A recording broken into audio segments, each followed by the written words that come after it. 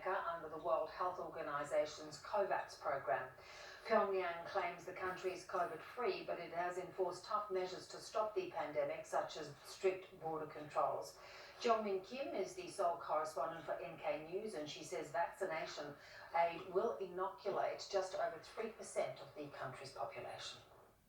It's unclear in terms of the actual timeline, but North Korea is now expected to receive around 1.7 million doses of COVID-19 vaccine between February and May 2021, according to COVAX. This is a roughly 15% decrease from the previous estimate, which was around 2 million doses of vaccine, the AstraZeneca vaccines actually. But maybe the number going down is because it used to be, the timeline used to be from February to June, but now it's from February to May. Considering 2 shots per citizen, the aid will be enough to vaccinate around 850,000 people, which is concerning because it's just a little more than 3% of the population. Yeah. North Korea, though, continues to claim the country is virus-free. Can we trust that at all? Are they wanting these vaccines? We can clearly see that North Korea does want this vaccine because they wouldn't have gotten it if they didn't ask for it. Also, there were rumors about other countries maybe thinking about helping North Korea with these vaccines. But when it comes to whether or not we should trust North Korea about the zero COVID-19 case claim, as I always say multiple times in this show before as well, it's the evidence is very thin. The only thing that we are seeing right now is the test numbers that used to come out from the WHO. But right now, for weeks now, WHO hasn't even reported on how many people were tested in North Korea. So everything is pretty much very unclear. Yeah.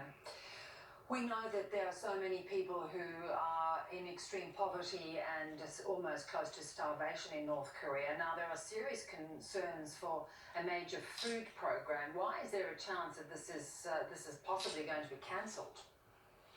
There were concerns over the past year if it would be realistically possible for humanitarian groups to maintain operation in North Korea.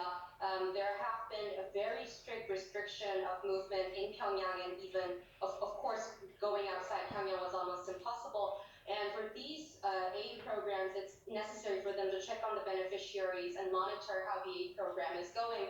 And with considering all these difficulties, recently World Food Program stated that if food imports continues to be impossible for North Korea, they may have to even consider ceasing operation for 2021 in North Korea. And this is a serious issue because most of the beneficiaries from the food aid coming from World Food Program are the malnourished children or patients. Well, the Biden administration, of course, has now sent a very clear message about its support for South Korea. There's to be a resumption of military drills between the two nations.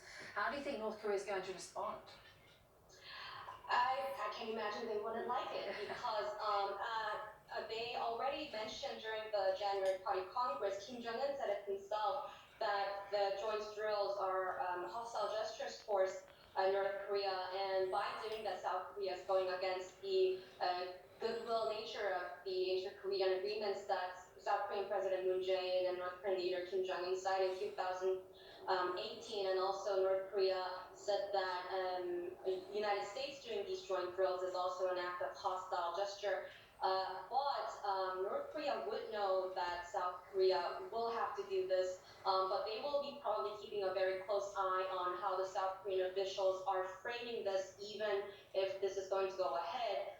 Recently, many top South Korean officials were emphasizing how this joint drills will have to be downscaled, mainly due to COVID-19. But in the past, North Korea has already criticized Seoul for making pretense such as COVID-19 issue when scaling down and not fundamentally suspending the joint drills. And what do you think the chances of any serious talks or any opening for talks between the US and North Korea now that Trump's gone and that big show has kind of left the stage? Do you think they'd be open to talking to Biden?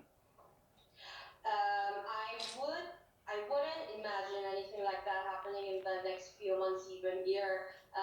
If we see Biden's top officials' remarks in the past month, actually, during which Biden administration has been doing the so-called North Korea policy review, they have maintained a very clear message that they will do this something called principled diplomacy. They wouldn't be just meeting with Kim Jong-un or do any top-level meeting just because they want the negotiations to start again, but they want to see North Korea making some tangible move, showing the tangible intention to denuclearize. But until now, especially during the recent two military parades showing off these massive ICBMs and 11-axle TELs, it's not very clear from North Korean side either whether or not they are intending to denuclearize anymore. So if this sort of signaling goes on from both sides, I don't think either side will think of top-level diplomacy or talks as a serious option for now. Indeed. But always good to talk. Thanks so much. Thank you. Well, 6 books from famed children's author Dr. Seuss will no longer be published after the company in charge of his legacy deemed